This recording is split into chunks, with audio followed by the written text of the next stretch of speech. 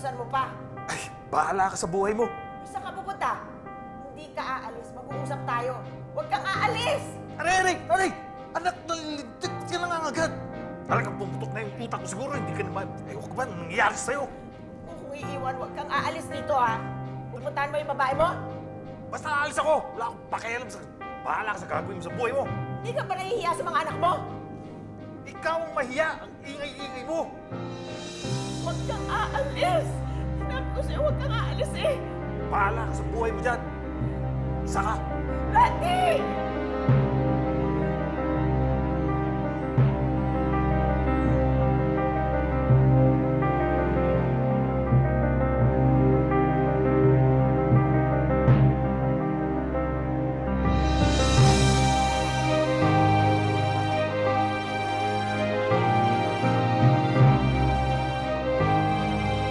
Mahirap mang paniwalaan at dahil na rin marahil sa kagustuhang tuluyang matulungan ang kanyang pamilya sa probinsya, nagawa pa ring tiisin ni Bonita ang mga pang-aabuso ng kanyang mga amo.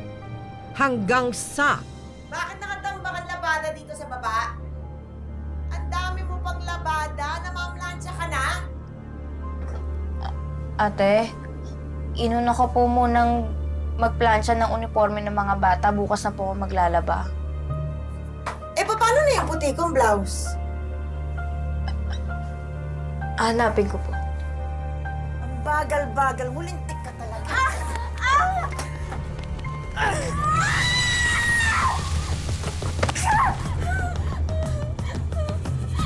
Bakit niyo ba ginagawa sa akin to? Sama yung tao! Masama akong tao, ah.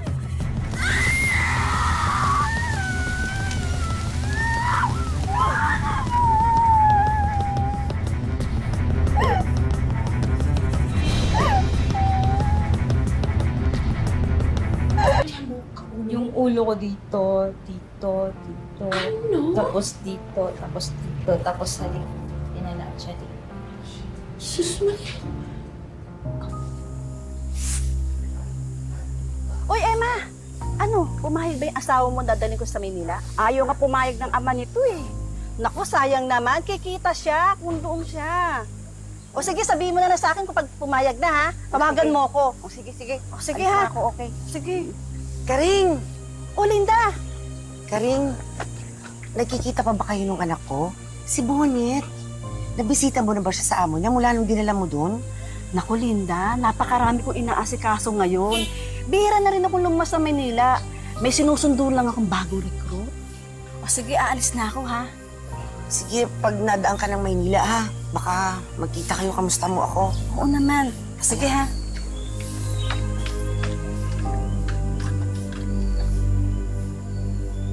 Ano yung pinakamasakit o pinakamahirap na pagmamalupit na ginawa nila sa'yo? Yung ano po yung sa mata ko, pagsusuntok. Tapos yung pagtusok ng daliri yung mata ko dito. Tapos yung sumirit yung dugo sa mata ko. Tapos hinampas po ng dumbbell. Inano? Hinampas po ng dumbbell yung mata ko. Hinampas ng damdan yung mata mo?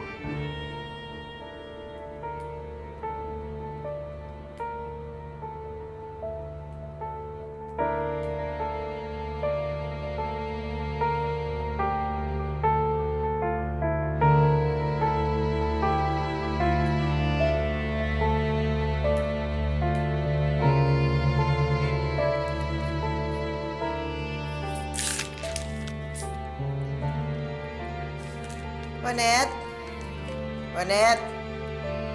Pahingin naman ako ng juice.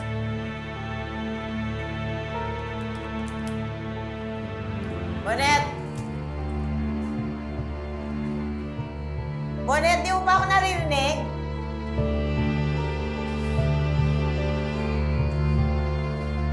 Bonnet! Po, Bingi ka ba? Tiplan mo nga ako ng juice. opo. Ano nangyari? Ate. Alam mo ba gano'ng kamahal ito, ha? Mas mahal pa to sa buhay mo! Ate, kahit huwag niyo na po ako swelduhan sa buong buwan na pagtatrabaho ko dito, basta pauwiin niyo na lang po ako kasi ayoko na po dito. Hindi ko na po kaya. Iba ka rin, ano? Iba ka rin.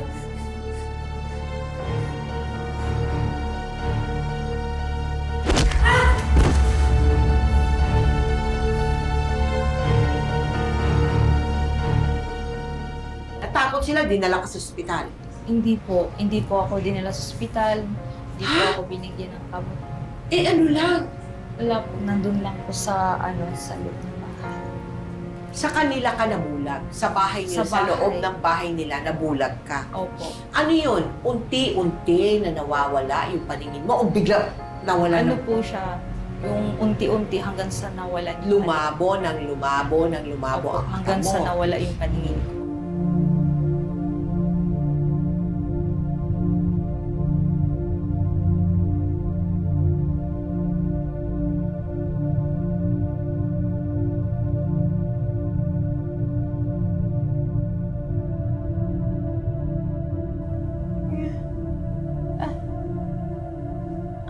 Ate. Kuya.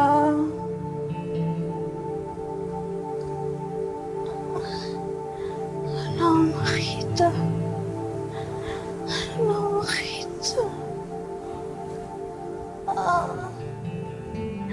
Ate.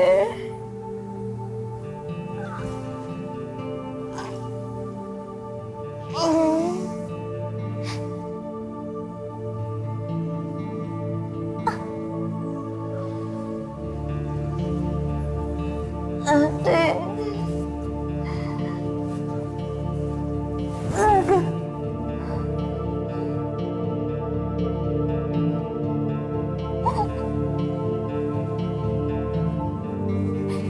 Ate. Kuya. Wala po makita. Ate.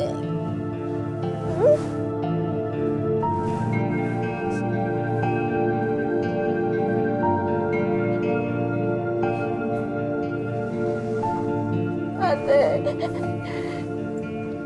Kuya. Dali niyo na po sa ospital. Wala po ako makita.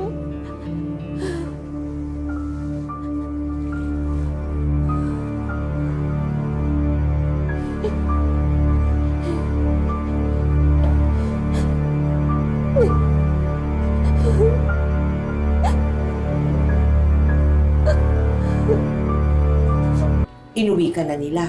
Kasi nga po wala na po akong Wala ka ng silbi. silbi. Pinauwi po. Tapos yung pinauwi po ako, pigdaya po lang.